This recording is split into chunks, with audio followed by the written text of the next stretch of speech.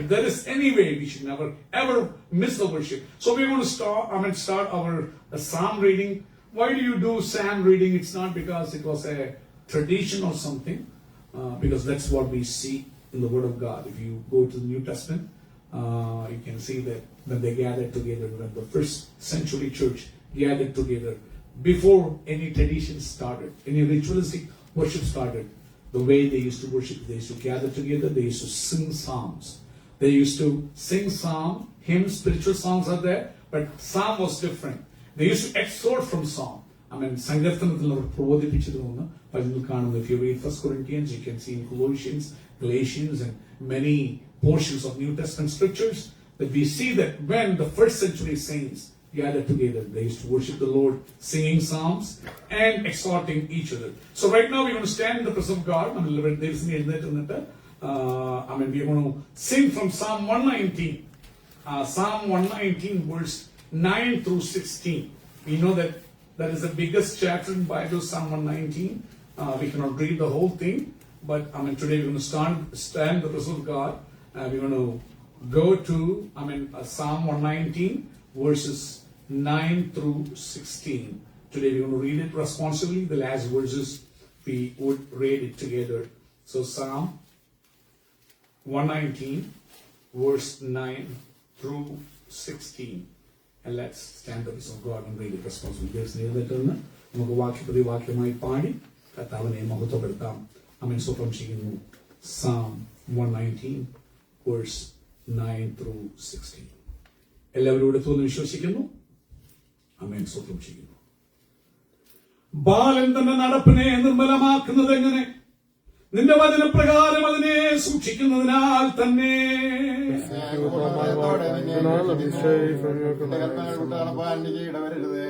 ഞാൻ നിന്നോട് പാപം ചെയ്യാതിരിക്കേണ്ടതിന് നിന്റെ വചനത്തെ ഹൃദയത്തിൽ സംഗ്രഹിക്കുന്നു.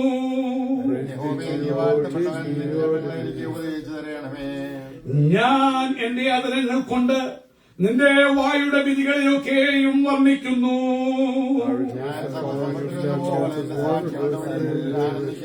ആമേൻ. അടുത്ത രണ്ട് വാക്യങ്ങൾ, next two verse, let's sing together.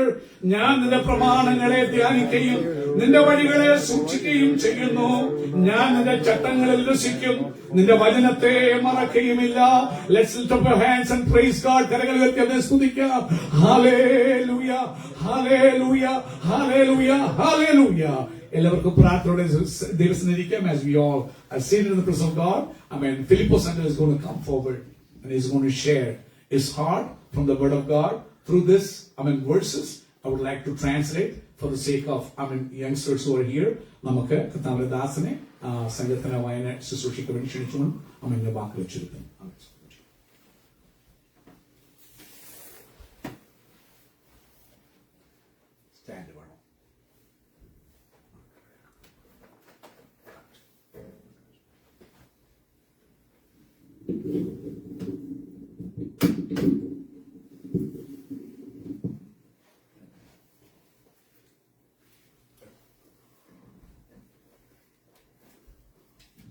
Thank you.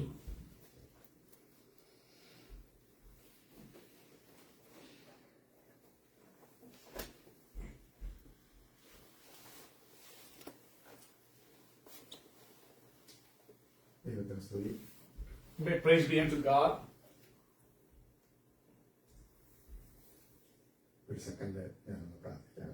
I would like to take a moment to pray. Let's all close our eyes. Loving Heavenly Father who loves us dearly. ഇന്നത്തെ ഈ സന്ധ്യാസമയത്ത് ഞങ്ങൾക്ക് തിരുസന്നിധിയിൽ കൂടി വരുവാനും ആരാധിപ്പാനും തക്കവണ്ണം അവിടുന്ന് കൃപ ചെയ്തല്ലോ. Lord, thank you for your grace that you showered upon our life, that we may gather together in this manner this evening to worship you. അവിടുന്ന് ഞങ്ങളുടെ മധ്യേ എഴുന്നള്ളിയിരിക്കുന്ന കൃപയ്ക്കായിട്ട് സ്തോത്രം. Lord, because of your grace that you came into our midst so that we praise and worship you. ദൈവമേ, ഞങ്ങളുടെ പ്രാർത്ഥനകളും ഞങ്ങളുടെ അപേക്ഷകളും യാതനകളും തിരുസന്നിധിയിൽ എത്തുവാൻ തക്കവണ്ണം അടിയങ്ങളോട് കരുണയുണ്ടാകണമേ. Lord, have mercy unto us so that all our cry, all our worship may reach to your presence. അറിഞ്ഞു അറിയാതെയോ ഞങ്ങൾക്ക് വന്നു പോയിട്ടുള്ളതായ കുറവുകളെ ഒന്നുകൂടെ ഓർക്കരുത്, പൊറുക്കണമേ, ക്ഷമിക്കണമേ എന്ന് പ്രാർത്ഥിക്കുന്നു. Lord, we pray that you forgive every sins and trespasses which might have happened in our life, knowingly or unknowingly, so that we may be cleansed to worship you. യേശുവേ, തിരുനാമത്തിൽ അടിയങ്ങൾക്ക് ആവശ്യിക്കുന്ന ഈ പ്രാർത്ഥന കൃപയോടെ തിരുസന്നിധിയിൽ കൈക്കൊള്ളണമേ. ആമേൻ. Amen. Lord, we praise and thank you for hearing your prayer. In Jesus' mighty name we pray. Amen. നമ്മള് ശനിയാഴ്ച സാധാരണ ആരാധനയ്ക്കായിട്ട് കൂടി വരാറില്ല. We all know that on Saturday we don't gather for worship often. എന്നാൽ കാലാവസ്ഥയുടെ പ്രാതികൂല്യം മൂലം നാളെ നമുക്കിവിടെ കൂടി വരാൻ നിർവാഹമില്ലാത്ത സ്ഥിതിക്ക് ഇന്ന് വൈകിട്ട് അത് ആ ആരാധന കഴിക്കാമെന്നാണ് pastor അഭിപ്രായപ്പെട്ടിരുന്നത്. I mean, because of the problem with the weather, because we cannot gather on Sunday morning, Pastor told, why can't we gather Saturday evening? That is why we gather here today. ദൈവസന്നിധിയിൽ ആരാധിക്കുന്നതിന് പ്രത്യേക സമയമൊന്നുമില്ല. You all know that to worship God there is no special or specific time to worship Him. നമുക്ക് ഏത് സമയം തിരുസന്നിധിയിലേക്ക് അടുത്ത് വരുവാൻ തക്കവണ്ണം കർത്താവ് നമുക്ക് കൃപ ചെയ്തിട്ടുണ്ട്. So God has given us grace to come to His presence any and every moment. That is His mercy towards us. ദൈവത്തെ സ്തുതിപ്പാനും സ്തോത്രം ചെയ്യുവാനും അവിടെ നൽകി തന്നിരിക്കുന്ന ഈ അവസരത്തിനായിട്ട് തിരുനാമത്തിൽ ഞങ്ങൾ നന്ദി കരയറ്റുന്നു. We just thank God for this great opportunity. That God has given us to come into His presence. ഇന്ന് ഇവിടെ എന്നിലെ നിഷിദ്ധമായിരിക്കുന്നത് സങ്കീർത്തനം, സാംസ്, അതിനെ ആധാരമാക്കി ആലോചനകൾ പറയുക എന്നുള്ളതാണ്. The thing what has been entrusted to me today is to stand before you all and share from the psalm reading, to exhort the church, thoughts from the portion of the scripture we read from Psalm. ജീവനുള്ള ദൈവത്തിന്റെ വചനങ്ങളെ വ്യാഖ്യാനിപ്പാൻ തക്കവണ്ണം ഞാൻ അറിവുള്ളവനോ കഴിവുള്ളവനോ യോഗ്യനോ അല്ല എന്ന് എനിക്കറിയാം. I know and I understand that I'm not capable enough to interpret the word of God or preach from the word of God. എന്റെ ബലഹീനതയിൽ എന്നെ ബലപ്പെടുത്തുന്ന കർത്താവിന് സ്തോത്രം. I praise and thank God for the God. He is the one who strengthens me in my weakness. ദൈവത്തിന്റെ പരിശുദ്ധാത്മാവ് ഈ ആലോചനയെ നിങ്ങൾക്ക് നൽകി തരട്ടെ എന്ന് ഞാൻ പ്രാർത്ഥിക്കുന്നു. From the depth of my heart I pray that the Holy Spirit may give you the word and bless you with the word through me. ഇന്നത്തെ വചനങ്ങള് സാംസ് 119 അതിന്റെ സെക്കൻഡ് പാർട്ട്, അതായത് 9 മുതൽ 16 വരെയുള്ള വാക്യങ്ങളാണ് ഞാൻ എന്റെ ആലോചനയ്ക്കായിട്ട് എടുത്തിരിക്കുന്നത്. So today as we sang from the psalm, there was second portion, second section of Psalm 119 from verses 9 to 16. That is what I chose for today's meditation among us. ബൈബിളിലെ ഏറ്റവും ദീർഘമായിട്ടുള്ള ഒരു ചാപ്റ്ററാണിത്. We all know that Psalm 119 is the biggest chapter in Bible. അപ്പോൾ ഇത് ഞാനൊന്ന് വായിക്കാൻ ആഗ്രഹിക്കുന്നു. I would like to read it once again, so that we may all listen to it. ഇപ്പോൾ ഇത് വായിച്ചതാണെങ്കിലും വീണ്ടും അത് വായിക്കുന്നു. Even though we read it, I would like to read once again. വാക്യം: ബാലൻ തന്റെ നടപ്പിനെ നിർമ്മലമാക്കുന്നത് എങ്ങനെ? നിന്റെ വചനപ്രകാരം അതിനെ സൂക്ഷിക്കുന്നതിനാണ്. Wherewith shall a young man cleanse his way? By taking heed thereof according to thy word. ഇതിനെ ആധാരമാക്കി സംസാരിക്കാനാണ് ഞാൻ ആഗ്രഹിക്കുന്നത്. I would like to share based on this verse. അപ്പോൾ ഇതില് ഈ സങ്കീർത്തനക്കാരൻ ഒരു ക്വസ്റ്റ്യനോടെയാണ് ഇത് ആരംഭിച്ചിരിക്കുന്നത്. So if you look that portion, the psalmist is starting with a question. ആ ക്വസ്റ്റ്യൻ ഇതാണ്: ബാലൻ തന്റെ നടപ്പിനെ നിർമ്മലമാക്കുന്നത് എങ്ങനെ? So the question is this: how can a young man make his way pure, or how can a young woman make her ways pure? സങ്കീർത്തന കർത്താവ് തന്നെ അതിന് മറുപടിയും ആ വാക്യത്തോട് ചേർത്ത് നമുക്ക് തന്നിട്ടുണ്ട്. Along with the same words, the psalmist himself is giving an answer also to that question. അത് ഇപ്രകാരമാണ്. That is like this: നിന്റെ വചനപ്രകാരം അതിനെ സൂക്ഷിക്കുന്നതിനാൽ തന്നെ. Now how can a man cleanse his ways? By taking heed to the word and walking according to it. അപ്പോൾ ഇവിടെ ഇത് വ്യക്തമാക്കുന്നത് ദൈവത്തിന്റെ വചനത്തിന്റെ പ്രാധാന്യമാണ്. So what it shows is, dear children of God, how much important the word of God is in our life. അപ്പോൾ ഇത് ബാലന് മാത്രമല്ല, എല്ലാവർക്കും ഇത് ബാധകമാണ്. I mean, not only young men, but every single human being, for every one of them, this verse is, applicable. നടപ്പിൽ നിർമ്മലനാകാൻ ആഗ്രഹിക്കുന്നവര് Yeah, thank you. ദൈവവചനത്തിലെ നല്ല അറിവുള്ളവരായിരിക്കണം. If you want to be an innocent person, if you want to be a pure person in your life, you need to know the word of God. Only then you can correct and walk and make your life pure. അപ്പോൾ വചനത്തിൽ നമുക്ക് അവഗാഹം കിട്ടണമെങ്കിൽ അതിനകത്ത് എന്തൊക്കെ കാര്യങ്ങൾ നമ്മൾ അറിഞ്ഞിരിക്കണം, അനുഷ്ഠിക്കണം, ചെയ്യണം എന്നുള്ളത് ഈ നമ്മുടെ ബൈബിളിൽ മൊത്തത്തിലെടുത്ത് നോക്കിയാൽ അതിൽ നിന്നും ഏതാനും വാക്യങ്ങൾ ഇവിടെ ഉദ്ധരിക്കാൻ ഞാൻ ആഗ്രഹിക്കുന്നു. So, how should we correct our life or make our life pure? Regarding that, when you go through the Word of God, there's multiple things which you can do. I would like to mention a few from the Word of God as we go through the Word of God. I want to share it with you today. അപ്പോൾ നമുക്ക് വചനം ലഭിച്ചിരിക്കുന്നത് ഇതിനകത്ത് നമ്മുടെ ബൈബിളിന് 2 പാർട്ടുണ്ട്. ഒന്ന് പഴയ നിയമം, അടുത്തത് പുതിയ നിയമം. We all know that God has given us the Word of God, the Scriptures, and the Scriptures has 2 portions, the Old Testament and New Testament. ഇതിലെ പഴയ നിയമം എന്ന് പറയുന്നത് ഭൂമിയുടെ സർവത്തിന്റെ സൃഷ്ടി മുതല് നമ്മുടെ കർത്താവിന്റെ ജനനം വരെയുള്ള കാര്യങ്ങളും ഇസ്രായേൽ മക്കളുടെ തിരഞ്ഞെടുപ്പും അവർക്ക് ദൈവം കൊടുത്തിരിക്കുന്നതായ കൽപ്പനകളുമാണ് അതിലടങ്ങിയിരിക്കുന്നത്. So the first section of Bible is the Old Testament, which starts from Genesis to the book of Malachi. What it depicts there is about how the whole universe came into being. From there comes the choosing Israel, and from there comes different things unto Christ. But before the exile, till the time they went into exile, to Babylon and coming back, by Malachi it ends. അതിലെ ആദ്യ പുസ്തകമായ ഉൽപ്പത്തി പുസ്തകം മുതല് അവസാന പുസ്തകമായ മലാഖി വരെയുള്ള എടുത്താൽ അതിലെല്ലാം യേശുക്രിസ്തുവിന്റെ വരവിനെ കുറിച്ചും രക്ഷയെ കുറിച്ചുമാണ് നമ്മളെ കാണിച്ചു തരുന്നത്. So if you study the scriptures in Old Testament from Genesis till Malachi in the Old Testament, children, you're going through the Bible study these days. You're in First Chronicles or Second Chronicles? First Chronicles, right? So in everywhere you saw that from every aspect of what you studied, everything is pointing to Christ. Christ coming back, salvation through Christ, what Christ is going to accomplish. So everything from the beginning, Genesis to Malachi, points towards Christ, that He is coming. Through Christ there is salvation. That is what the Old Testament speaks, but you have to study it with the help of the Holy Spirit.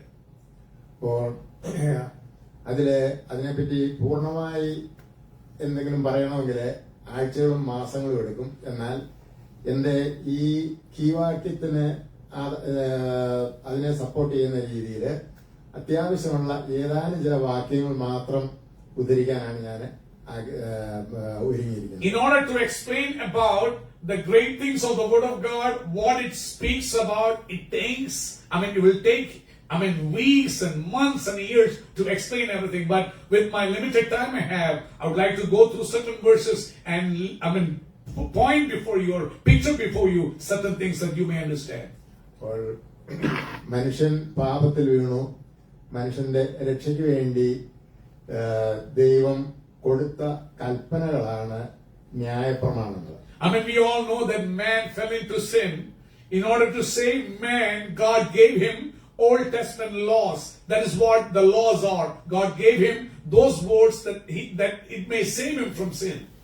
അപ്പോൾ Israel മക്കൾക്ക് ന്യായപ്രമാണം കിട്ടുന്നത് മോശ മുഖേന. And we all know that they got law through Moses. അപ്പോൾ ആ മോശ ജനങ്ങളുടെ രക്ഷയ്ക്ക് വേണ്ടി കൊടുത്തതായ ന്യായപ്രമാണം അത് രക്ഷയ്ക്ക് പൂർണ്ണമായും ഉതകുന്നതായിരുന്നെങ്കിൽ പിന്നീട് ഈ പുതിയ നിയമത്തിന്റെ ഒരു ആവശ്യം അല്ലെങ്കിൽ കർത്താവിന്റെ വരവ് വേണ്ടി വരത്തില്ലായിരുന്നു. I mean, but we all know that even though the law was given for the salvation of people, to bless people or bring them back to God, but we all know that law failed in it. Because of that reason, that is why Christ had to come back and New Testament had to be established. If the Old Testament was perfect, there was no reason to establish a New Testament. But we see, we know, we understand from Old Testament that the law given by God through Moses was not capable enough to save man. So that is why God came, sent His Son, and started a New Testament. I mean, to accomplish that salvation. ഞാൻ പറഞ്ഞല്ലോ, പഴയ നിയമത്തിലെ പൂർണ്ണമായും യേശുവിന്റെ ജനനത്തെ പറ്റിയും കർത്താവിന്റെ വരവിനെ പറ്റിയുമാണ് point ചെയ്തിരിക്കുന്നത്. അതുകൊണ്ട് അതിന് കർത്താവിന്റെ വരവിനാണ് ഈ പുസ്തകം കൂടുതൽ ഇമ്പോർട്ടൻസ് കൊടുത്തിരിക്കുന്നത്. അതുകൊണ്ട് അതിലേക്കാണ് കടക്കാൻ ഞാൻ ഉദ്ദേശിക്കുന്നത്. So if you study the Old Testament, as I told you before, every scriptures in the Old Testament was pointing to Christ is coming and is coming back. All those things is spoken about Christ in the Old Testament. So I would like to mention about the coming of Christ, regarding, based on these scriptures. നമ്മള് യോഹന്നാന്റെ സുവിശേഷം അതിന്റെ ആദ്യത്തെ വാക്യം വായിക്കുന്നത്, ആദിയിൽ വചനം ഉണ്ടായിരുന്നു, വചനം ദൈവത്തോടു കൂടെ ആയിരുന്നു, വചനം ദൈവമായിരുന്നു എന്നാണ്. If you go to the Gospel according to John, chapter 1, verse 1, we read like this: in the beginning was the Word, and the Word was with God, and the Word was God. വചനം ദൈവത്തോടു കൂടെയായിരുന്നു, വചനം ദൈവമായിരുന്നു. ആ വചനമാണ് ജഡം ധരിച്ച് മനുഷ്യനായിട്ട് ജന്മമെടുക്കുന്നത്. I mean, we know that. So in the beginning was the Word, Word was there, and it was with God, and it was God. And verse 14 of chapter 1, Gospel according to John, chapter 1, verse 14, it says like this: and that Word, came down to this earth, and the Word became flesh and dwelt among us, and we beheld His glory as of His only begotten from the Father, full of grace and truth. And this Word came and took flesh and lived among our midst as Jesus Christ. ആ കർത്താവിന്റെ ജനനത്തെ പറ്റി യോഹന്നാൻ സാക്ഷ്യപ്പെടുത്തിയിരിക്കുന്നത് അതിന്റെ The testimony of John regarding the birth of Christ. യോഹന്നാനെ പറ്റി പറയുന്നത് അതിൽ 6-ാം വാക്യത്തിൽ പറയുന്നു, ദൈവം അയച്ചിട്ടൊരു മനുഷ്യൻ വന്നു, അവൻ യോഹന്നാൻ എന്ന് പേർ, അവൻ സാക്ഷ്യത്തിനായി താൻ മുഖാന്തരം എല്ലാവരും വിശ്വസിക്കേണ്ടതിന് വെളിച്ചത്തെ കുറിച്ച് സാക്ഷ്യം പറവാൻ വന്നു. So here John the apostle is mentioning about, John the Baptist. In verse number 6, it says that there came a man sent from God whose name was John. The same came for witness, that he might bear witness of the light, that all might believe through him, Jesus Christ. ഇതില് ഈ വാക്യത്തിൽ നിന്ന് വ്യക്തമാണ്, യോഹന്നാനെ ദൈവം നിയോഗിച്ചയച്ചതാണ്. അപ്പോൾ യോഹന്നാന് ഒരു നിയോഗം ഉണ്ടായിരുന്നു. So from that verse we can understand that God was the one who sent John the Baptist, and there was a call upon his life, there was a purpose for his life. യോഹന്നാൻ പറയുന്നത് വെളിച്ചത്തെ കുറിച്ച് സാക്ഷ്യം പറയുന്നതിന് വേണ്ടിയാണ് ദൈവം തന്നെ നിയോഗിച്ചിരിക്കുന്നത്. So Apostle John mentions that why was John the Baptist sent? He was sent that he may witness to the light. So he may witness and point Jesus Christ, the light of the world, to the world. അപ്പോൾ യോഹന്നാന്റെ പുസ്തകത്തില് യോഹന്നാൻ പറയുന്നത്, in the preaching of John he mentions, ഞാൻ വെളിച്ചമായി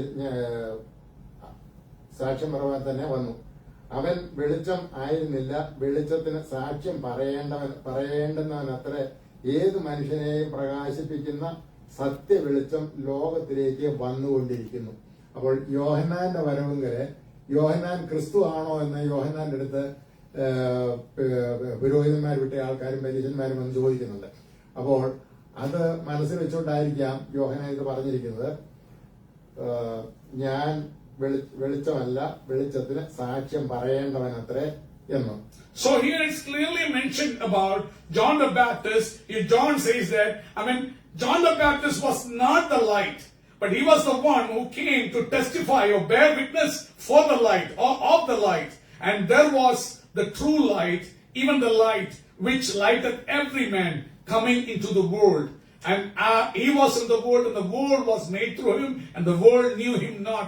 So here it clearly says that John the Baptist was not the light. And John the Baptist knew about it. He just came to witness the light to this world. അപ്പോൾ യോഹന്നാനോട് പറഞ്ഞിരിക്കുന്നത് Amen. സത്യവെളിച്ചം ലോകത്തിലേക്ക് വന്നുകൊണ്ടിരുന്നു. അവൻ ലോകത്തിൽ ഉണ്ടായിരുന്നു. ലോകം അവൻ മുഖാന്തരം ഉളവായി. ലോകമോ അവനെ അറിഞ്ഞില്ല. I mean, here it says, John the Baptist, John is mentioning about that.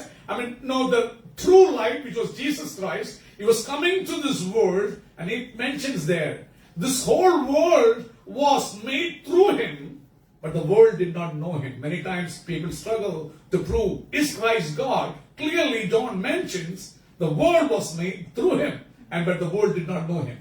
അതിന്റെ വാക്യം 12 പറയുന്നു, അവനെ കൈക്കൊണ്ട് Amen. അവന്റെ നാമത്തിൽ വിശ്വസിക്കുന്ന ഏവർക്കും ദൈവമക്കളാകുവാൻ അവൻ അധികാരം കൊടുത്തു. So in verse 12, it mentions John, the apostle says that, but as many as received him, to them gave he the right to become the children of God, to them that believe on his name. So if you're born in a Christian family, you cannot be a child of God unless until you receive him.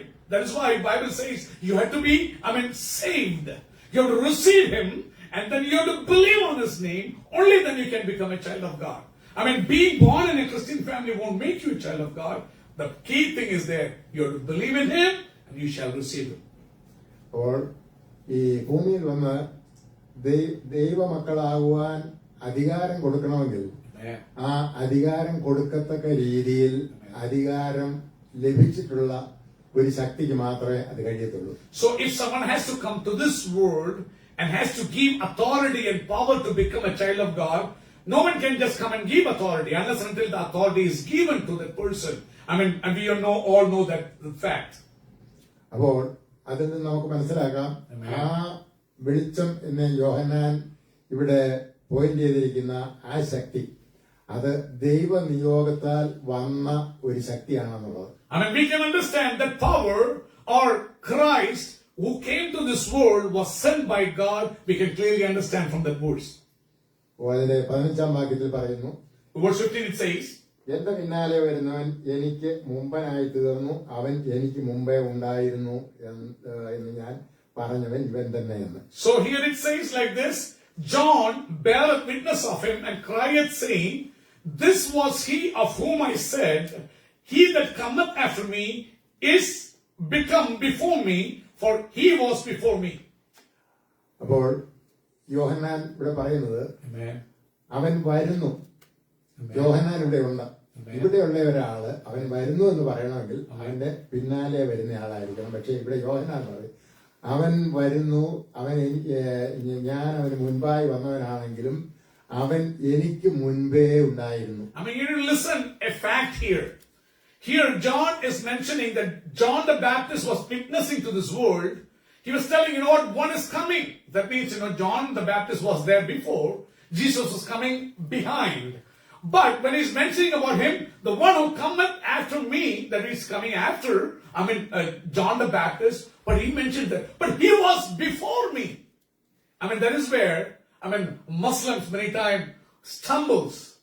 They cannot believe that Jesus Christ existed before.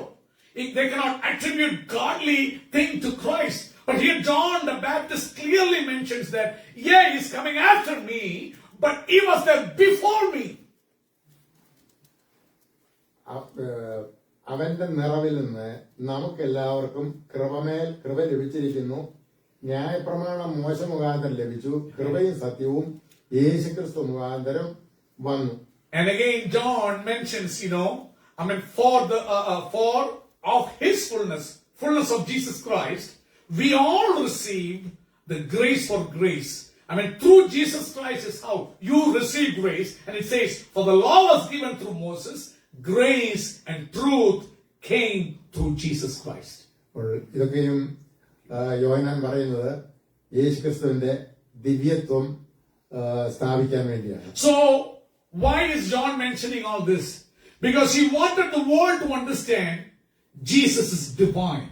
He is God. I mean, it is through him truth and grace comes to this world. Only through him you can become a child of God.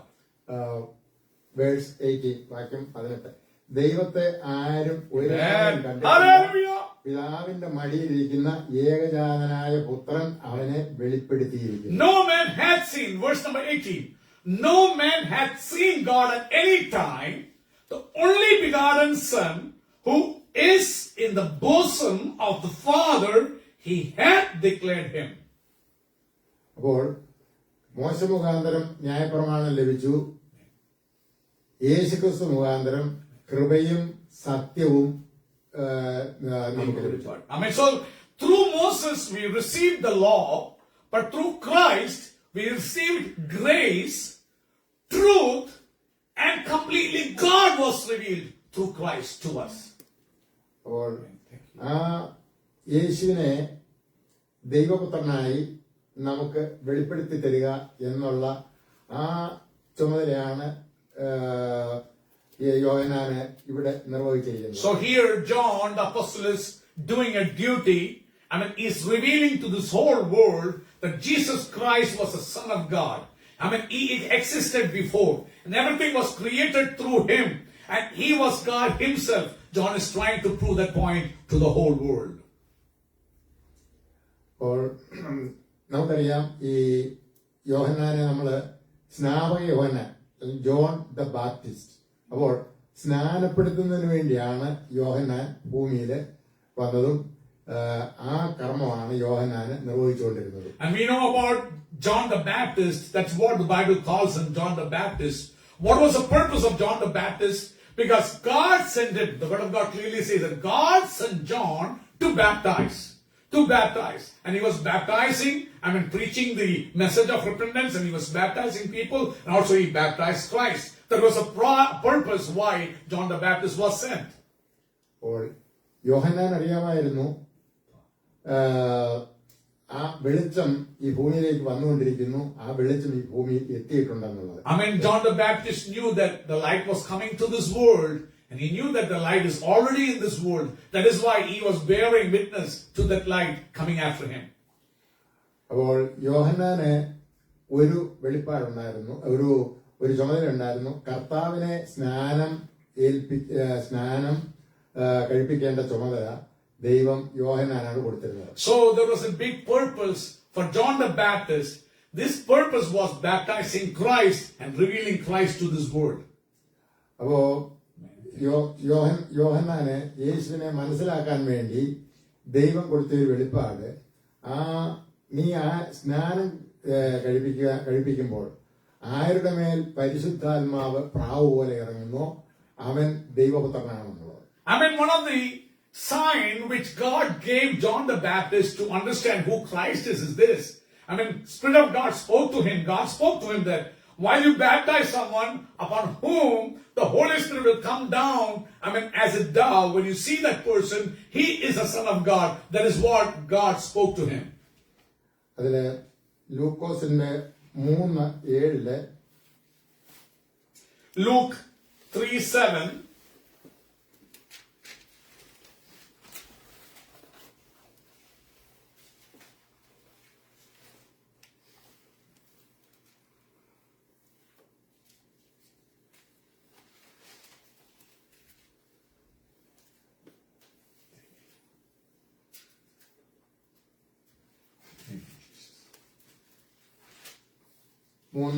പറയുന്നത്,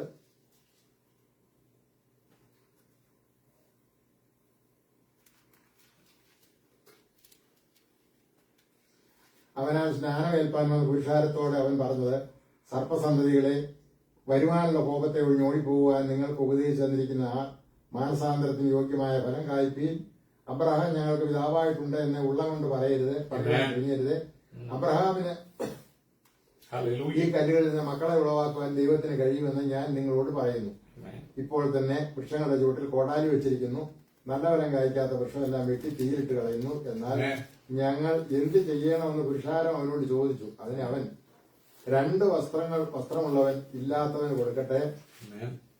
ഭക്ഷണ സാധനം ഉള്ളവനും അങ്ങനെ തന്നെ ചെയ്യട്ടെ എന്ന് ഉത്തരം പറഞ്ഞു. ചുങ്കക്കാരന് സ്നാനമേൽപ്പാൻ വന്നു. ഗുരു, ഞങ്ങൾ എന്ത് ചെയ്യണമെന്ന് അവനോട് ചോദിച്ചു.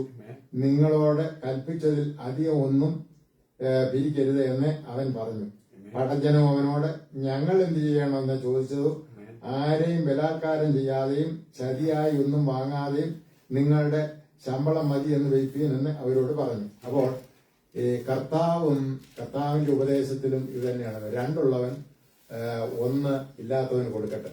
അപ്പോ യോഹന്നാൻ ഇവിടെ ആ കൊടുക്കുന്ന ഉപദേശവും അതിന് സമമായിട്ടുള്ളതാണ്. ഉള്ളവൻ ഇല്ലാത്തവന് കൊടുക്കണം, ബലാത്കാരമായി ആരോടും ഒന്നും പിടിച്ചു വാങ്ങരുത് എന്നുള്ളതാണ്. So if you read, from Luke chapter, 3 verse 7 onwards, here we can see that people was coming to John the Baptist to be baptized. And he said therefore to the multitudes, they went out to be baptized of him. Ye offspring of vipers, who warned you to flee from the wrath to come. So these people are coming to be baptized. And he's asking the question, who told you to come and take this water baptism to flee the wrath? That means baptism is needed to flee from the wrath. So he's asking, who told you to do this? But he says that, don't just come and be baptized. Bear fruit. That's what our thought this year is. Grow. Don't just think that I got saved, I confessed, I got baptized, everything is done. No.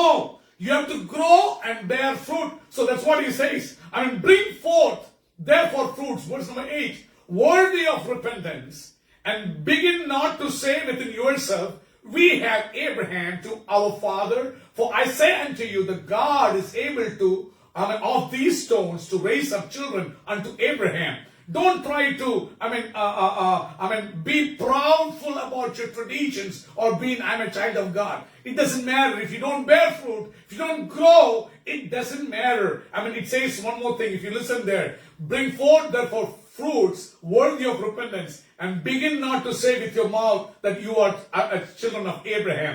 God can bring, children of Abraham out of stones. Next verse, number 9. And even now, see here, that's so key. Even now the axe, also lieth at the root of these trees. You might be baptized, you might be saved, you might be baptized. If you don't bear forth fruit, if you don't grow, what's the, outcome? Axe is at the foot of the tree. You'll be chopped off. You may not get an opportunity. So right now, if some of you think that I'm saved and I'm baptized, if you don't grow up in Christ, if you don't bear fruit, axe is there. You may be chopped off. You may lose life. As you read down, people were coming and asking, teacher, what shall we do? Pharisees came and tax collectors came. Soldiers came. He was explaining to them what to do. One of their teaching was, if you have more, give to others. Same teaching what Christ had. Jesus was teaching the same thing. You have to repent. Unless until you repent, you shall be, you shall perish. That's what Jesus taught too. So, same thing what John the Baptist was teaching, that's the same teaching Jesus taught also. But one thing John specifically mentioned. Don't ever think that I go to Sunday worship. Oh, I go to the English worship. Philly mission, whatever life outreach you do. Don't ever think that, oh, because of that I'm a child of God. If you don't bring forth fruit, always know, axe is at the foot of the tree. Anytime it can be chopped off. അതിന് ജനം യോഹന്നാൻ ക്രിസ്തു ആണെന്നുള്ള ഒരു മിഥ്യാധാരണ ജനങ്ങൾക്കുണ്ടായിരുന്നു. അങ്ങനെയുള്ളവർക്ക് മറുപടിയായിട്ട് യോഹന്നാൻ പറയുന്നത് അതിന്റെ 16-ാം വാക്യമാണ്. ഞാൻ നിങ്ങളെ വെള്ളം കൊണ്ട് സ്നാനം കഴിപ്പിക്കുന്നു, എന്നാൽ എന്നിലും ബലവാനായവൻ വരുന്നു, അവന്റെ ചെരുപ്പിന്റെ വാറഴിപ്പാൻ ഞാൻ യോഗ്യനല്ല. അവൻ നിങ്ങളെ പരിശുദ്ധാത്മാവ് കൊണ്ടും തീ കൊണ്ടും സ്നാനം കഴിപ്പിക്കും. So here when the people were seeing John the Baptist doing all these things, many had a question in their heart, is this guy the Messiah, what Bible talks about or the Old Testament talks about? So they were thinking about him like that. Then, John mentioned to them, saying this, John answered, saying unto them all, I indeed, baptize you. So, and the people were in expectation, and all men reasoned in their hearts, concerning John, whether, haply he were the Christ. John answered, saying unto them all, I indeed baptize you with water, but there cometh he that is mightier than I. The latch of whose shoes I am not worthy to unloose. He shall baptize you in the Holy Spirit and fire. So John the Baptist is mentioning about Christ who is coming after him. അപ്പോൾ ഈ കർത്താവിന്റെ സ്നാന സമയത്ത് യോഹന്നാനുണ്ടായ ഒരു അനുഭവമാണ് യോഹന്നാന് ഇവിടെ വിവരിക്കുന്നത്. 21-ാമത്തെ വാക്യത്തിലാണ് ഈ ലൂക്കോസ് കൊടുത്തിരിക്കുന്നത്. So we can see about down as we mentioned it. In verse number 21. 22. 21 and 22, as people were coming and being baptized, so God gave a revelation to John the Baptist how to identify who Christ is. That is what's spoken in verse number 21 and 22. Now, it came to pass when all people were baptized that Jesus also having been baptized and praying, the heaven was opened. The Holy Spirit descended in a bodily form as a dove upon him, and a voice come out of heaven.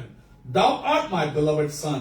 In thee I am well pleased. അപ്പോൾ അതെന്ന് പറയുന്നത് ഞാനത് മലയാളത്തിൽ നിന്ന് വായിക്കാം. ജനമെല്ലാം സ്നാനമേൽക്കയിൽ യേശുവും സ്നാനമേൽക്കുവാൻ വന്നു. സ്നാനമേറ്റ് പ്രാർത്ഥിക്കുമ്പോൾ സ്വർഗം തുറന്നു, പരിശുദ്ധാത്മാവ് ദേഹരൂപത്തിൽ പ്രാവെന്ന പോലെ അവന്റെ മേൽ ഇറങ്ങി വന്നു. നീ എന്റെ പ്രിയപുത്രൻ, നിന്നിൽ ഞാൻ പ്രസാദിച്ചിരിക്കുന്നുവെന്ന് സ്വർഗത്തിൽ നിന്ന് ഒരു ശബ്ദവും ഉണ്ടായി. അതാണ് സ്വർഗം യേശുവിനെ പറ്റി പറഞ്ഞിരിക്കുന്ന സാക്ഷ്യം. അത് സ്വർഗം മനുഷ്യൻ പറഞ്ഞിരിക്കുന്ന സാക്ഷ്യമല്ല. ഇതിനകത്ത് ഒരു ലേഖനം എഴുതാണെങ്കിൽ ലേഖനം ചേർത്താണ് പറയാം. നമ്മൾ പറയും ഇത് പരിശുദ്ധാത്മാവാണ് നൽകിയിരിക്കുന്നത്, നമ്മളത് വിശ്വസിക്കുന്നു. അപ്പോ ഇത് സ്വർഗത്തിൽ നിന്നുണ്ടായ ശബ്ദമാണ്. സ്വർഗത്തിൽ നിന്നൊരു ശബ്ദം ഉണ്ടായെങ്കിൽ അത് ദൈവം നൽകിയ അല്ലെങ്കിൽ സ്വർഗം നൽകിയ ഒരു ശബ്ദമാണ്. അപ്പൊ അതിനകത്ത് നമ്മളെ ദൈവപുത്രനോ എന്ന് സംശയം പറയുന്നവർക്കുള്ള ഒരു മറുപടിയോടാണ് നീ എന്റെ പ്രിയ പുത്രൻ. ആ സ്നാനം കേൾക്കാൻ വന്നിരിക്കുന്നയാള് ആ ആളിന് വേണ്ടി പറഞ്ഞ ശബ്ദം അത് യോഹന്നാനും കേട്ടു. നീ എന്റെ പ്രിയപുത്രൻ, നിന്നെ ഞാൻ പ്രസാദിച്ചിരിക്കുന്നു. അപ്പോൾ കർത്താവിന്റെ സ്നാന സമയത്ത് സ്വർഗത്തിൽ നിന്നും കർത്താവിന് ലഭിച്ച ആ ഒരു അഭിഷേകം, ആ ഒരു അനുഗ്രഹമാണ് ഇവിടെ നമ്മൾ കാണുന്നത്. So as you read in the course of scripture, Jesus comes to be baptized by John the Baptist. As he was baptized and he came up out of the water, and as he was praying, Bible says that the Holy Spirit came down upon him, in the form of a dove, and comes a voice out of heaven. It was not declared by John the Baptist. It was not spoken by John the Apostle. This voice comes from heaven. It's declared to the world that Jesus was his beloved Son, and he was well pleased with Jesus. One more thing you have to look at there.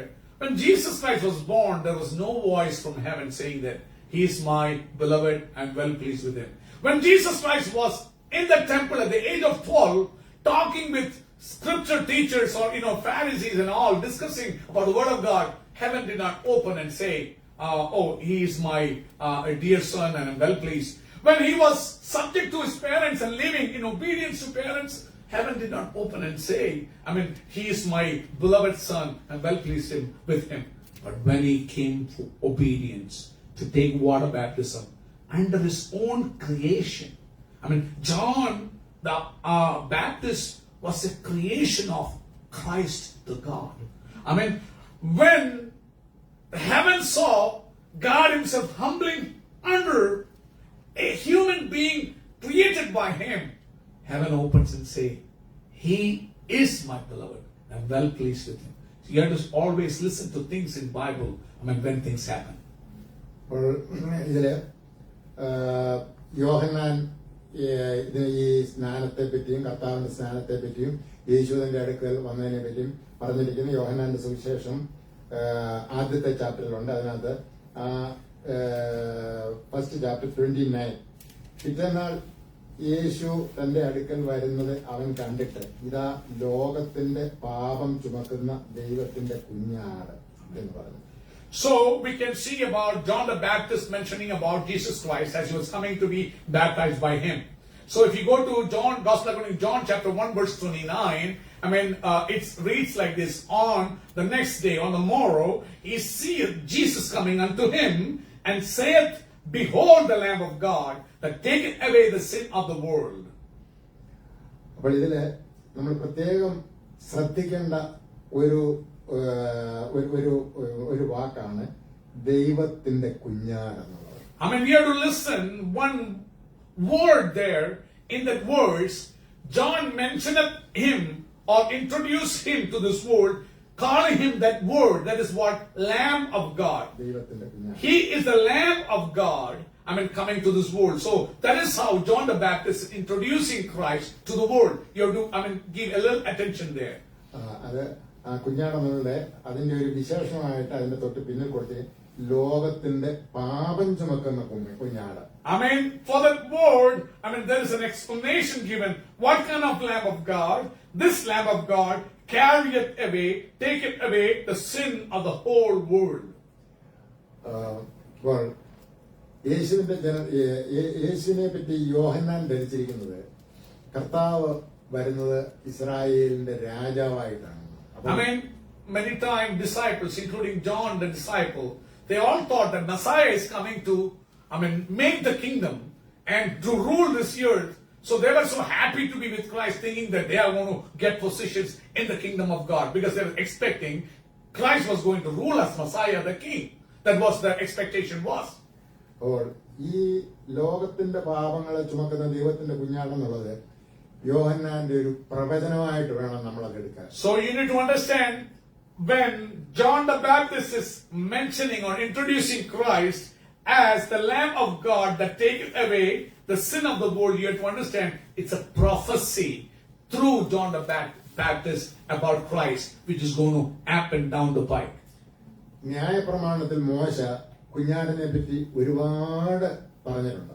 So if you go to the law, you guys all went through Exodus, you went through Numbers, Leviticus, and all those, Pentateuch. And you saw there, you see a lot of Lamb of God was mentioned, and these lambs of God were, lambs were mentioned, and these lambs were sacrificed. Here, John is introducing Jesus Christ as a lamb, and you can see about these lambs in Moses' law.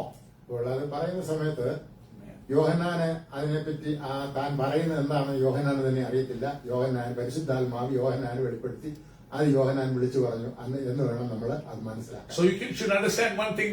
Probably when John the Baptist was mentioning about Christ like this, John the Baptist did not have any clue what is going to happen. So whatever Holy Spirit revealed to him, he just declared to the world, saying that he is the Lamb of God. More than that, John the Baptist never knew what is going to happen down the pike. That is what we need to understand. പിന്നെ കർത്താവിന്റെ സ്നാന സമയത്ത് നടക്കാൻ പോകുന്ന കാര്യങ്ങളൊക്കെ യോഹന്നാൻ പറഞ്ഞിരിക്കുന്നത് 32 മുതൽ താഴോട്ട് പറഞ്ഞിട്ടുണ്ട്. From verse 32 down, whatever is going to happen during the baptism is mentioned there. അപ്പൊ ഇപ്പൊ ഞാൻ ലൂക്കിനകത്തത് വായിച്ചതുകൊണ്ട് നീ വീണ്ടും അത് വായിക്കേണ്ട ആവശ്യമില്ല. So since we read in Luke, I would not like to read because of the lack of time. അപ്പം ഈ ദൈവത്തിന്റെ കുഞ്ഞാടെന്നുള്ളത് പിന്നെ 36 വീണ്ടും പറഞ്ഞിരിക്കുന്നു. Verse 36 again, it mentioned about the Lamb of God. പിറ്റേന്നാൾ യോഹന്നാൻ പിന്നെയും തന്റെ ശിഷ്യന്മാരെ രണ്ടുപേരുമായി അവിടെ നിൽക്കുമ്പോൾ കടന്നു പോകുന്ന യേശുവിനെ കണ്ടിട്ട് വിളിച്ചു പറയുകയാണ്, ഇതാ ദൈവത്തിന്റെ കുഞ്ഞാടെന്ന് പറഞ്ഞു. The next day, when John was standing with two of his disciples, he's seeing Jesus and mentioning to them, Behold the Lamb of God again. അപ്പോൾ അത് നമ്മുടെ മനസ്സിലിരുന്നാൽ മതി. കാരണം യോഹന്നാൻ പറഞ്ഞു അതിന്റെ അത് എപ്പോൾ അത് പൂർത്തിയായി എപ്പോൾ അത് സത്യമായി എന്നുള്ളത് ഈ സുവിശേഷത്തിന്റെ ലാസ്റ്റിൽ നമുക്കത് മനസ്സിലാവും. So just keep that verse in your mind, and when it got fulfilled, the Lamb of God portion of Jesus, prophecy that happened towards the end of the gospel when he was crucified, putting all the sins of the whole world upon him, and when he died on the cross, that is when that was fulfilled.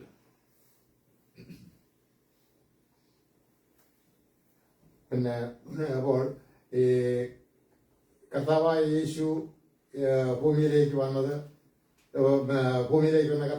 യേശു ദൈവപുത്രനാണെന്നുള്ളത് ഈ വാക്യങ്ങളിൽ നിന്ന് സംശയം ഇല്ലാതെ നമുക്കത് വെളിവായിട്ടുണ്ട്. അതുകൊണ്ട് ഇനി ഞാൻ അതവിടെ വിടുകയാണ്. So we understood that Jesus Christ was Son of God from these words. We understood that He is God Himself who came to this world. So I'm just leaving it down there because of lack of time. ഇനിയും യേശുക്രിസ്തു കൃപയും സത്യവും നിറഞ്ഞവനായിട്ട് വന്നു നമ്മള് വായിച്ചു കേട്ടു. അപ്പോൾ ആ കൃപ എന്താണെന്നും യേശുക്രിസ്തുവിന്റെ കൃപ മൂലം നമുക്ക് എന്താണ് ലഭിച്ചെന്നുള്ളത് നമുക്ക് ഒന്ന് നോക്കാം. So we read that through Jesus Christ came grace and truth, and through the word of God, let's read certain verses and understand what is that grace and what is that truth. Let's go fast because of lack of time. ഞാനതിന് റോമർ ആണ് എടുക്കാൻ ഉദ്ദേശിക്കുന്നത്. So let's take Romans chapter 10. chapter 10.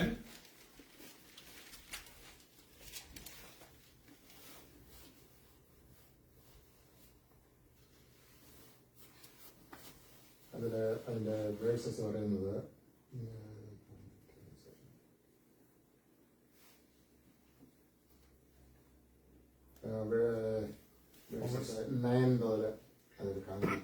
So I would like to read even from 4 itself. For Christ is the end of the law unto righteousness to everyone that believeth. For Moses writeth that the man that doeth the righteousness which is of the law shall live thereby. But the righteousness which is of faith saith thus, say not in thy heart, who will ascend into heaven, that is, to bring Christ down, or who shall descend to abyss, that is, to bring Christ up from the dead. But what saith it? The word is nigh thee, in thy mouth, in thy heart, that is the word of faith which we preach. Because if thou shalt confess with thy mouth Jesus as Lord, and shalt believe in thy heart that God raised him from the dead, thou shalt be saved. For with heart man believeth unto righteousness, and with the mouth confession is made unto salvation. For the scripture saith, whosoever believeth on him shall not be put to shame. അതിന്റെ 9 ഞാൻ മലയാളത്തിൽ നിന്ന് വായിക്കാം. അപ്പോൾ യേശുവിനെ കർത്താവെന്ന് വായുകൊണ്ട് ഏറ്റുപറയുകയും ദൈവം അവനെ മരിച്ചവരിൽ നിന്ന് ഉയർത്തെഴുന്നേൽപ്പിച്ചുവെന്ന് ഹൃദയം കൊണ്ട് വിശ്വസിക്കുകയും ചെയ്താൽ നീ രക്ഷിക്കപ്പെടും. ഹൃദയം കൊണ്ട് നീതിക്കായി വിശ്വസിക്കുകയും വായു കൊണ്ട് രക്ഷയ്ക്കായി ഏറ്റുപറയുകയും ചെയ്യുന്നു. അപ്പോൾ അത് പാസ്റ്റർ വിവരിച്ചു തന്നല്ലോ. കൂടുതൽ വിവരിക്കേണ്ട ആവശ്യമില്ല. പിന്നെ ആ രക്ഷയ്ക്കുള്ള മാർഗം എന്ന് പറയുന്നത് കർത്താവിൽ വിശ്വസിക്കുക. For the salvation you have to believe in Christ. അതിന്റെ 13-ാം വാക്യത്തിൽ കർത്താവിന്റെ നാമത്തെ വിളിച്ചപേക്ഷിക്കുന്ന ഏവനും രക്ഷിക്കപ്പെടും എന്നുണ്ടല്ലോ. For in verse 13 it says, for whosoever shall call upon the name of the Lord shall be saved. അതിന്റെ 14-ാം എന്നാൽ അവർ വിശ്വസിക്കാത്തവനെ എങ്ങനെ വിളിച്ചപേക്ഷിക്കും? അവർ കേട്ടിട്ടില്ലാത്തവനിൽ എങ്ങനെ വിശ്വസിക്കും? പ്രസംഗിക്കുന്നവനില്ലാതെ എങ്ങനെ കേൾക്കും? ആരും അയക്കാതെ എങ്ങനെ പ്രസംഗിക്കും? So verse 14 says, how then shall they call on him in whom they have not believed? And how shall they believe in him whom they have not heard? And how shall they hear without a preacher? അപ്പോൾ ആ വചനം മൂലം നമ്മളെ രക്ഷിക്കപ്പെടാനുള്ള ആ സാധ്യതകളും അതിന്റെ സാധ്യതകളാണ് പൗലോസ് അവിടെ പറയുന്നത്. So Paul is mentioning about the opportunity how a person can get saved. So in order to person to get saved, they should be a preacher. And they should listen to what he has to say. Then they have to believe in the message they hear. So that is what Paul is mentioning about. How can a person come to salvation? നമ്മള് ഒരു ദൈവത്തോട് പ്രാർത്ഥിക്കണമെങ്കിൽ ആ ദൈവം ആരാണ്, എന്താണ്, ആ ദൈവത്തിന്റെ ശക്തി എന്താണെന്നുള്ളത് നമ്മൾ അറിയണം. So if you want to pray to a God, you need to know who the God is and what is there in praying unto him. You need to know, only then you can pray to that God. അതിപ്പം യോഹന്നാന് വെളിപ്പാടുണ്ടായി, യോഹന്നാൻ അറിഞ്ഞു. പക്ഷെ നമുക്ക് എല്ലാവർക്കും ആ വെളിപ്പാടുണ്ടാവണമെന്നില്ല. നമുക്കത് അറിയണമെങ്കിൽ നമുക്കത് കേൾക്കണം. കേൾക്കണമെങ്കിൽ ഒന്ന് നമ്മൾ ആരെങ്കിലും പറയണം, അതല്ലെങ്കിൽ നമ്മുടെ പ്രസംഗം കേൾക്കണം. So John the Baptist got the revelation from God. Not every people should get the revelation, but how can we know that revelation? Through reading the word, through understanding the word, and learning the word. How can we learn it? How can we understand it? Somebody should preach it. somebody should share about Christ. That's how we hear and that's how we believe. അപ്പോൾ ആ പ്രസംഗിക്കണമെങ്കിൽ ആരെങ്കിലും അയക്കണം. അയക്കാതെ തന്നെ എങ്ങനെ പ്രസംഗിക്കും? അപ്പൊ ഇവിടെ സുവിശേഷത്തിന്റെ ആ ശക്തി, സുവിശേഷത്തിന്റെ ആവശ്യത്തെ പറ്റിയാണ് പൗലോസ്ലീഹ പറഞ്ഞിരിക്കുന്നത്. So Paul is mentioning why gospel is needed, why we should go or send people to preach, why we should grow and go and share about this gospel. That is why, because the gospel is needed for the salvation of people. People have to listen to this gospel and in order for them to be saved. So that means when you come to Christ, it's the duty of every single person to preach about, this grace, to preach about this truth, but you have to know the truth before you share the truth. അപ്പോൾ ഇത് പൗലോസ്ലീഹ പറഞ്ഞിരിക്കുന്നത് കർത്താവിന്റെ സുവിശേഷകനായിട്ടിരിക്കുമ്പോഴാണ്.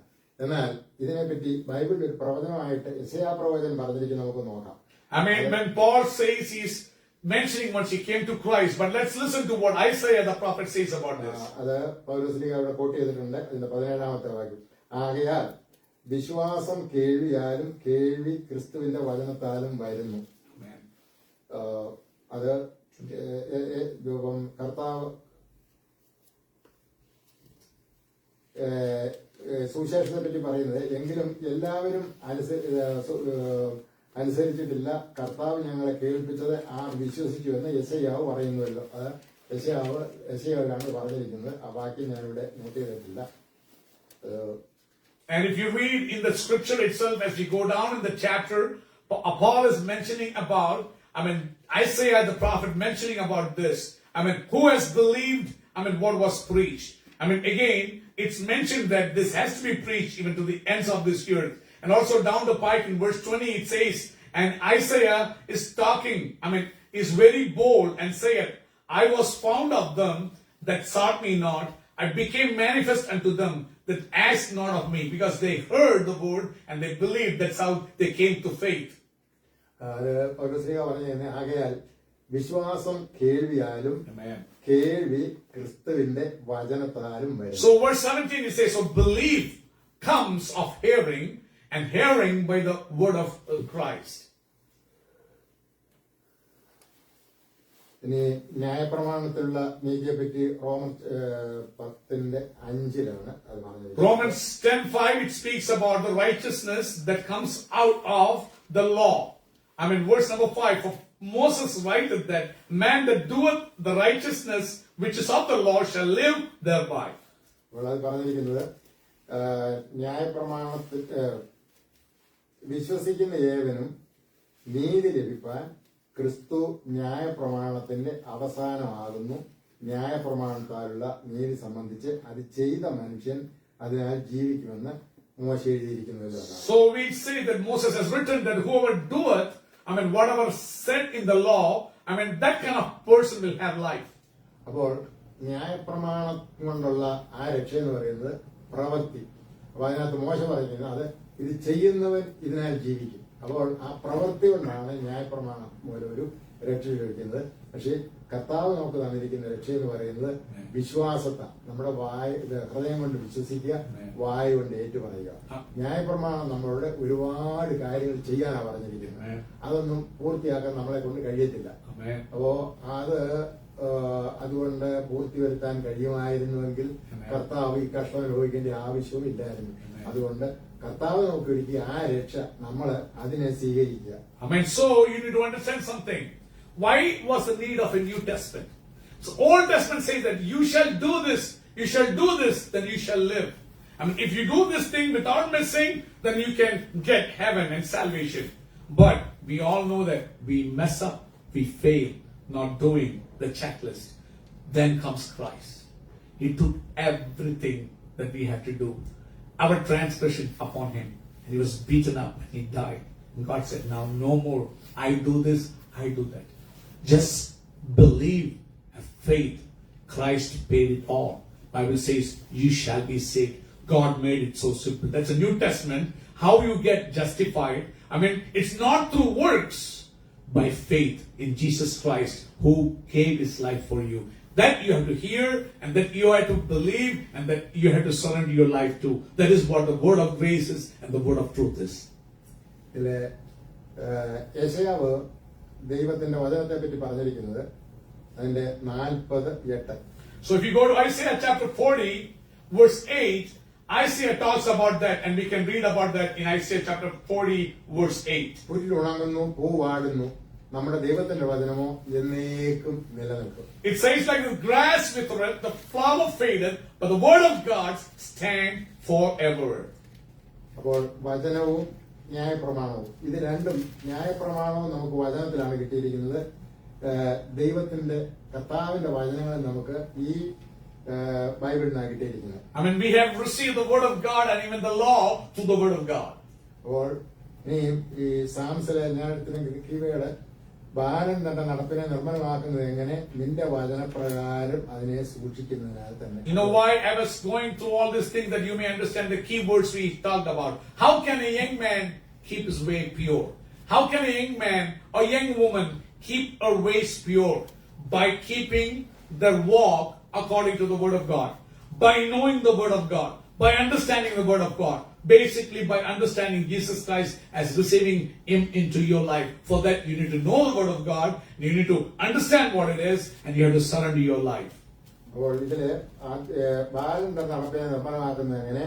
നിന്റെ വചനപ്രകാരം അതിനെ സൂക്ഷിക്കുന്നതിനാൽ തന്നെ. അപ്പോൾ വചനത്തിന്റെ പ്രാധാന്യം ഇവിടെ നമുക്ക് മനസ്സിലാക്കാം. So you can understand how important the word of God in a growth of a Christian believer, in a growth of even a small child or young man, who knows the Lord. How important the word of God, to grow in Christ. Because without knowing the word of God, you cannot grow, you cannot correct your life, you cannot make your life, your ways pure.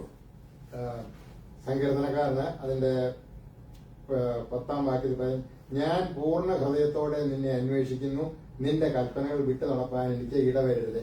അപ്പോൾ അവിടെ സങ്കീർത്തനക്കാരന്റെ ഒരു ഡിക്ലറേഷനും ഒരു പ്രാർത്ഥനയുമാണ് നമ്മൾ കാണുന്നത്. And we can read in that verse, in one of the verse we read from that scripture, verse number 16, Lord, let me not stray from your commandments, so that I may leave you, not know your ways, and stray away from you. അപ്പോൾ അത് താഴോട്ട് വായിച്ചാൽ അതിനകത്ത് കൂടുതൽ എക്സ്പ്ലനേഷന്, ഞാൻ നിന്നോട് പാപം ചെയ്യാതിരിക്കേണ്ടതിന് നിന്റെ വചനത്തെ ഹൃദയത്തിൽ സംഗ്രഹിക്കും. And if you read down, you can see that I may not sin against you. I just comprehend your word and put it in my heart, that I may not sin against you. അപ്പോൾ നമ്മുടെ പ്രവൃത്തികളിലെ പാപം അല്ലെങ്കിൽ ദൈവത്തിന് ഹിതകരമല്ലാത്ത കാര്യങ്ങൾ നമ്മളിൽ ഉണ്ടാകാതിരിക്കണമെങ്കിൽ നമ്മുടെ വചനം അറിഞ്ഞിരിക്കണം. So dear child of God, young man, young woman, older people, if we should not do sin against in our life, we should not walk in a wayward life, you need to, comprehend the word of God and keep it in your heart. When you have the word of God in your heart, you will never sin against God. 12-ാം വാക്യത്തില് യഹോവേ നീ വാഴ്ത്തപ്പെട്ടവൻ, നിന്റെ ചട്ടങ്ങളെ എനിക്ക് ഉപദേശിച്ചു തരണമേ. അതൊരു പ്രാർത്ഥനയാണ്. And verse 12 is a plead and prayer unto God by the psalmist. Blessed art thou, O God, please teach me thy statutes, thy words. അതിന്റെ 13-ാം വാക്യം, ഞാൻ എന്റെ അധരങ്ങൾ കൊണ്ട് നിന്റെ വായുടെ വിധികളെയൊക്കെയും വർണ്ണിക്കുന്നു. അപ്പോ നമ്മള് 51-ാം സങ്കീർത്തനത്തില് ദാവീദ് ഇത് പറയുന്നുണ്ട്, എന്റെ കർത്താവേ എന്റെ അധരങ്ങളെ തുറക്കണമേ, എന്റെ വായ നിന്റെ സ്തുതികളെ വർണ്ണിക്കും. അതിന്റെ അസഹ്യമാണ് ഇവിടെ പറഞ്ഞിരിക്കുന്നത്, എന്റെ അധരങ്ങൾ കൊണ്ട് ഞാൻ നിന്റെ വായുടെ വിധികളെയൊക്കെയും വർണ്ണിക്കും. So it's not that you just know the word of God, but you should declare the word of God with your mouth. That is why I make people come and share the word of God in our midst. It's not because they're a big preacher, but they have to share the word of God. That's what the word of God says. It says that, in verse number 14, it says, in 13, it says, with my lips have I declared all the ordinances of thy mouth. That is why we make Reba share, Nevin share, we make, John share. And why? It's not just pastors has to do, because when you share it, that's a blessing. When you share it, that is a blessing to you, that will help many and will help you too. അതിലെ 14, 15, 16 വാക്യങ്ങളിൽ, ഞാൻ സർവ്വസമ്പത്തിലും എന്ന പോലെ നിന്റെ സാക്ഷ്യങ്ങളുടെ വഴിയിൽ ആനന്ദിക്കുന്നു. അപ്പോൾ സമ്പത്തിൽ ആ ഒരു സന്തോഷം. അപ്പോൾ അതുപോലെയാണ് നിന്റെ വചനങ്ങളിൽ എനിക്ക് ആനന്ദം. അതുപോലെ 15, ഞാൻ നിന്റെ പ്രമാണങ്ങളെ ധ്യാനിക്കുകയും നിന്റെ വഴികളെ സൂക്ഷിക്കുകയും ചെയ്യുന്നു. അപ്പോൾ കർത്താവിന്റെ വഴികളെ സൂക്ഷിക്കുമെന്നും ആ കർത്താവിന്റെ പ്രമാണങ്ങളെ, അതായത് കർത്താവിന്റെ വിധികളെ ഞാൻ ധ്യാനിക്കും. പിന്നെ 16 ഞാൻ നിന്റെ ചട്ടങ്ങളിൽ രസിക്കും, നിന്റെ വചനത്തെ ഞാൻ മറക്കുകയുമില്ല. See, the importance of the word of God is mentioned in those verses. I mean, verses 14 through 16. I mean, how many of you would like to have money? That's why you all work. I mean, some of the kids want to go to work immediately so that they can have some cash. Think about you get a Powerball and you get millions of dollars. I mean, how much great it would be. But here it says something like this. You know what? I mean, I have rejoiced in the way of thy testimonies as much as in all riches. I mean, way more than riches. Way more than, I mean, tens of billions of dollars. This man of God is saying, the psalm is saying, I'm rejoicing in the word. And in verse number 15 it says, I'm meditating upon it. And again, I will respect your ways. And verse 16 it says, I delight myself, I mean, in your statutes, and I will not forget it. Because that is the delight, that's the joy. Way more beautiful than playing Roblox. I mean, way more enjoyable than playing, I mean, any other games. I mean, that's where you rejoice in the word of God. When you share it, when you meditate upon it, that gives you joy. That joy, that peace that passeth all understanding. ഇതില് ഇപ്പം ഈ 16-ാമത്തെ വാക്യമാണെങ്കിൽ ഞാൻ നിന്റെ ചട്ടങ്ങളിൽ രസിക്കും. അപ്പോ ഇതിന്റെ ഈ സങ്കീർത്തനം തുടങ്ങുന്നത്, അപ്പം 1-ാമത്തെ സങ്കീർത്തനം, ഞാൻ നിന്റെ യഹോവയുടെ ന്യായപ്രമാണത്തിൽ സന്തോഷിച്ച് രസിച്ച് ആ ന്യായപ്രമാണത്തെ രാപ്പകൽ ധ്യാനിക്കുന്നവൻ ഭാഗ്യവാനെന്ന് പറയുന്നുണ്ട്. അപ്പോൾ അത് തന്നെയാണ് ഇവിടെ ഏതാണ്ട് ആ ഒരു മീനിങ് അവിടെ വരുന്നത്. അപ്പോൾ യഹോവയുടെ ന്യായപ്രമാണത്തിൽ രസിക്കുക, യഹോവയുടെ കൽപ്പനകളെ നമ്മൾ കൃത്യമാക്കുക, ആ കൽപ്പനകൾ നമ്മൾ നിലനിൽക്കുവാൻ ശ്രമിക്കുക. ഒരു ദൈവവേദനായിട്ട് ജീവിക്കുവാനുള്ള ഏറ്റവും നല്ല വഴി എന്ന് പറയുന്നത് വചനത്തില് അവഗാഹം പ്രാപിക്കുക. വചനത്തിൽ അവഗാഹം പ്രാപിക്കണമെങ്കിൽ ഈ ഗ്രന്ഥം പൂർണ്ണമായിട്ട് നമ്മുടെ ഹൃദയത്തിൽ വേണം. My dear children of God, let me tell you something. How can I know? We know that you are mature in Christ when you rejoice in the Word of God. If you get bored and sleeping in the Word of God, you need work in your life. But if you don't even feel like sleeping, if you rejoice, you know, Bible says there are many people who came to hear Jesus. They sat 3 days with him, listening to the words which came out of his mouth. They did not feel hungry. They did not feel like going to restaurant. They did not feel like, oh, I will go home, do my business. They forgot about everything. Think about Mary. I mean, she was sitting at the feet of Jesus, looking at the mouth of Jesus, just listening to his words. How we know that you are spiritually grown up? When you start rejoicing in the precept. That's the same thing. This year we're thinking about growing unto the head Christ. Who is Christ? The Word is Christ, right? I mean, growing unto the head. I mean, we read about Psalm number 1 in the part of our studies this month. Psalm number 1 was saying, I mean, who is blessed? I mean, who is blessed? I mean, blessed is the one who meditates upon the Word day and night. I mean, who rejoices in the Word day and night. So, how can we know that you are a mature believer, mature Christians? When you start rejoicing in the Word way more than your games, way more than the movies, way more than the things of this world and the beauty of this world. That is when you can understand, yes, I'm going towards the right direction. If it's not, today is the day. Search yourself. I mean, you heard the word of God. How can a young man, young woman make his way pure? How can a young man, young woman, I mean, correct their life so that they can start going in Christ? That's what keeping, I mean, every steps of their life according to the Word. That means you have to read the Word, you rejoice in the Word, and you have to learn from the Word and try to keep it in your life. സമയപരിധിക്കുള്ളിൽ നിന്നുകൊണ്ട് എൻ്റെ അറിവും കഴിവും അനുസരിച്ച് വചനത്തിൽ നിന്നും അല്പം പകർന്നു തരാൻ നിങ്ങൾക്ക് സാധിച്ചതിൽ സന്തോഷിക്കുന്നു. ദൈവം നമ്മെ ഏവരെയും അനുഗ്രഹിക്കട്ടെ. Amen. I praise and thank God for this opportunity, taking this time to share, about Christ and the Word, from my heart. So that gives me great joy. May God bless each and every one of us. Can we lift up our hands and say hallelujah to the Lord? Hallelujah. Hallelujah.